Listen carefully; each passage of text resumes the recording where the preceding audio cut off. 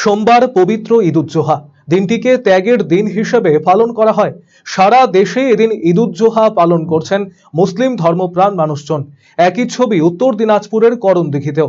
করণদিঘি ব্লকের বিকৌর, দোমোহনা, রসাখোয়া সহ বিভিন্ন জায়গায় ঈদুজ্জোহার নামাজ আদায় করলেন মুসলিম ধর্মাবলম্বী মানুষজন। সকাল থেকেই ঈদগাহ মাঠে জমায়েত হন সকলেই। মাঠের পাশে বিভিন্ন রকমারি দোকানও বসে। ঈদুজ্জোহার শুভেচ্ছা জানাতে সকালবেলায় মাঠে উপস্থিত ছিলেন করণদিঘির বিধায়ক গৌতম পাল। বিধায়ক গৌতম পাল জানিয়েছেন, ধর্ম যার যার, উৎসব সবার, সেই অনুসারে চলল শুভেচ্ছা বিনিময়।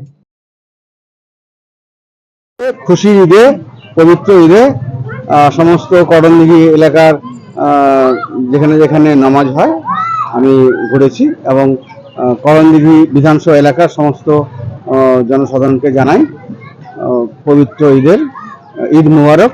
সবার ঈদ ভালো কাটুক, খুশিতে কাটুক। আগামী দিন যাতে আমাদের সবার ভালো থাকে, সবাই সুস্থ থাকে। আজকে বিকোর, রহটপুর, সাবধান,